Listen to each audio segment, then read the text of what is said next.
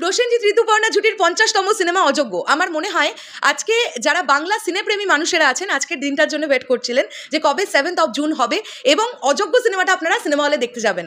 আমি জানি এই সিনেমাটার অ্যাডভান্স বুকিংও বেশ ভালো হচ্ছিল এবং আমার বিশ্বাস যে এই সিনেমাটা দেখে যে সিনেপ্রেমী মানুষেরা সিনেমা হল থেকে বেরোবেন তাদের ওয়ার্ড অফ মাউথ এতটা স্ট্রং হবে যে আরও অডিয়েন্স এই সিনেমাটা দেখার জন্য প্রচণ্ডভাবে উদ্বুদ্ধ হবেন। তো এখন এই সিনেমাটাকে নিয়ে কথা হবে। Directed by Kaushik Ganguly.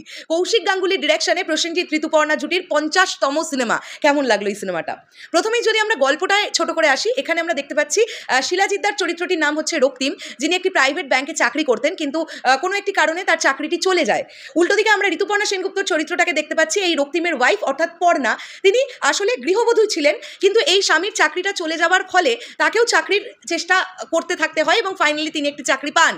এইরকম একটা সিচুয়েশনে হঠাৎ করে শিলাজিৎ বাবুর সঙ্গে পরিচয় ঘটে প্রসেনের চরিত্রটার, অর্থাৎ আমাদের সকলের পছন্দের প্রসেনজিৎ চট্টোপাধ্যায়ের। তারপরে গল্পটা কোন দিকে এগোবে এর থেকে বেশি আর কিচ্ছু বলা যাবে না। এটা একদমই এইটুকুনি গল্পটা স্থগিত রাখাই ভালো। এর থেকে বেশি জানতে গেলে আপনাদের সিনেমা হলে গিয়ে দেখতে হবে। প্রথমেই আসি আমি পজিটিভ দিক। দেখুন, সত্যি কথা বলতে কি এই গল্পটার জন্য আমার কাছে কোনো রকম কোনো নেগেটিভ দিক নেই। হ্যাঁ, আমি গল্পটা ঠিক যতটা ভালো হবে ভেবেছিলাম আমি ততটাই ভালো একটা গল্প পেয়েছি। প্রথমেই আসি অভিনয়। প্রসেনজিৎ চট্টোপাধ্যায়, আমি বুম্বাদার অনেক ছবি দেখেছি, প্রায় সব ছবি, ওনার অভিনীত প্রায় সব ছবি আমি দেখেছি। আমার না প্রচণ্ডভাবে এইরকম বুম্বাদাকে দেখার খুব ইচ্ছে ছিল যে চরিত্রটার মধ্যে, মানে প্রসেন চরিত্রটার মধ্যে একদম ভরপুর সোয়াগে ভরা একটা চরিত্র এবং তার ডায়লগ ডেলিভারি, তিনি যেভাবে ডায়লগ ডেলিভারি করছেন, এতটা পার্সোনালিটি চরিত্রটার মধ্যে, যেভাবে তিনি কথা বলছেন, তার বাচন ভঙ্গি, পুরো বিষয়টা এত ভালো। এর পরবর্তীতে যদি আমরা আসি ঋতুপর্ণা সেনগুপ্ত, দেখুন আমরা তো বেশ অনেকগুলো দিন পরে এই জুটিকে আবার বড় পর্দায় পেয়েছি, তাই সেখান থেকে দাঁড়িয়ে প্রসেনজিৎ ঋতুপর্ণা জুটিকে দেখতেই অডিয়েন্স এখনও ভালোবাসে। ঋতুপর্ণা সেনগুপ্ত এই পর্ণার চরিত্রটা ভীষণ সুন্দরভাবে পুল আপ করেছেন। মানে একটা সম্পর্ক এমন একটা জায়গায় যাচ্ছে যে সম্পর্কটা প্রসেনজিৎ চট্টোপাধ্যায়ের সঙ্গে তিনি আদতেও কি আগে থেকে লিঙ্ক আপ ছিল তার, নাকি ওই সেই সময় থেকেই প্রসেনজিৎ চট্টোপাধ্যায়ের সঙ্গে তিনি জুটছেন। একদিকে তার স্বামী এবং তার বাচ্চা, অন্যদিকে প্রসেনজিৎ চট্টোপাধ্যায়ের চরিত্রটা কিভাবে তিনি এগোচ্ছেন, এই পুরো বিষয়টা সুন্দরভাবে কিন্তু দেখানো হয়েছে। ঋতুপর্ণা সেনগুপ্তও ভীষণ ভালো এই ছবিতে। স্পেশালি আমি একজনের কথা বলবো, শিলাজিদ্দা। শিলাদা কি ভালো অভিনয় করেছেন আপনারা ভাবতে পারবেন না। এরকম দুজন স্টলওয়ার্ড অভিনেতা অভিনেত্রীর মাঝখানে শিলাদা যে পারফরমেন্সটা দিয়েছেন, আনবিলিভেবল পারফরমেন্স। এছাড়াও আমরা সুদীপদাকে দেখতে পেয়েছি, এছাড়া আমরা ছোট্ট একটি গেস্ট অ্যাপিয়ারেন্সই বলতে পারি, অম্বরীশ ভট্টাচার্যকে দেখতে পেয়েছি, আরও বেশ কিছু অভিনেতা অভিনেত্রীরা কাজ করেছেন। মুখ্য চরিত্র এই তিনজনই ছিল, প্রসেনজিৎ চট্টোপাধ্যায়, ঋতুপর্ণা সেনগুপ্ত এবং শিলাজিদ্দা। অভিনয়ের ব্যাপারটা সবাইকে বলে ফেললাম। এবার যদি আসি আমরা বন্ধুরা, স্ক্রিন প্লে, কি সুন্দরভাবে গল্পটাকে লেখা, এত সুন্দর। মানে ট্রেলার দেখে আমি আন্দাজ করেছিলাম, এটা আমার ট্রেলার রিভিউয়ের সময়ও বলেছিলাম, যে অযোগ্যের ট্রেলার দেখে আমার মনে হচ্ছে প্রসেনজিৎ চট্টোপাধ্যায়ের চরিত্রটা হয়তো নেগেটিভ শেডের একটা চরিত্র।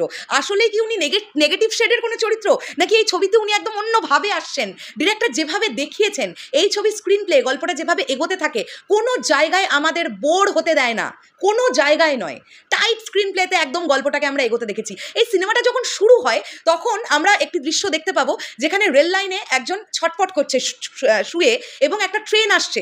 সেই জায়গাটা যেভাবে সিনেমাটাকে শুরু করা হয়, ওইখান থেকে আপনাদের দৃষ্টি আটকে যাবে আর আপনারা ভাবতে থাকবেন যে এটা কিভাবে গল্পটা এগোচ্ছে। তারপরে গল্পটাকে যেভাবে শুরু করা হয়, এই যে শিলাজিদ্দা একটা ফ্রাস্ট্রেশনের মধ্যে ছিলেন, তার চাকরি চলে গেছে, তার ভালো লাগছে না যে তিনি চার দেওয়ালের মধ্যে থেকে বসে মেয়ের দেখাশোনা করছেন, তিনি তো আলটিমেটলি একজন পুরুষ, এই লাইফটাকে তিনি একদম পছন্দ করছিলেন না। এই ফ্রাস্ট্রেশন, তার সঙ্গে এই প্রসেনের দেখা, একটা পার্টিকুলার দৃশ্য আছে যেখানে দেখবেন আপনারা একটা মদ্যপানের দৃশ্য আছে যেখানে শিলাজিদ্দা এবং প্রসেনজিৎ চট্টোপাধ্যায়ের প্রথম মিটটা হচ্ছে।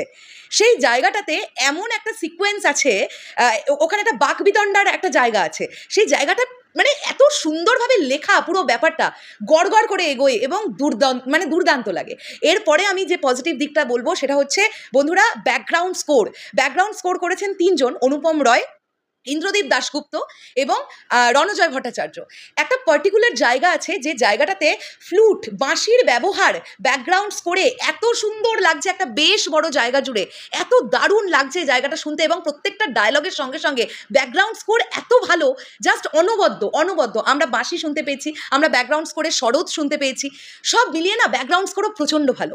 গানগুলোর কথায় যদি আসি, একেই বলে না ভালো পরিচালক। কৌশিক গাঙ্গুলি জানেন কোন কোন গানগুলো কোন জায়গায় দিলে দর্শক একদম মোহিত হয়ে যাবে।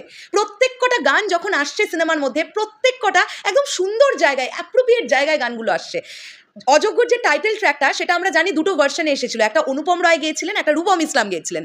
অনুপম রায়ের গাওয়া গানটা একটা অন্যরকম একটা সিচুয়েশনে ইনপুট করা হয়েছে, আবার রূপম ইসলামের গাওয়া যে রক ভার্সনটা, ওয়েস্টার্ন ভার্সনটা, সেটাকে একদম অন্যরকম একটা জায়গায় ইনপুট করা হয়েছে। এছাড়াও ইমন চক্রবর্তীর গাওয়া গানটা, অরিজিৎ দার গাওয়া গানটা, কি সুন্দর জায়গায় গানগুলো আসছে, জাস্ট আনবিলিভেবল। সিনেমাটোগ্রাফি মানে তাকিয়ে দেখতে হবে, কি সুন্দর সুন্দর শট নেওয়া আছে এই ছবির মধ্যে বেশ কিছু। এই ছবিটার জন্য না আমার কোনো নেগেটিভ দিক নেই।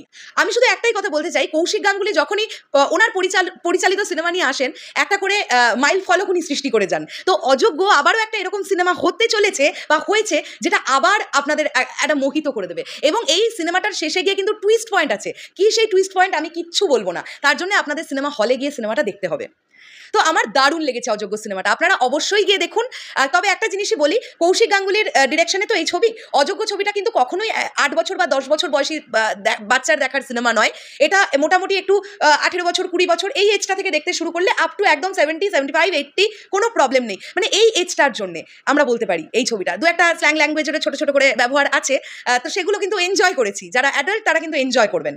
সব মিলিয়ে একটা দুর্দান্ত ছবি দেখেছি। থ্যাংক ইউ সুরিন্দর ফিল্মস এত সুন্দর একটা ছবি প্রডিউস করার জন্য।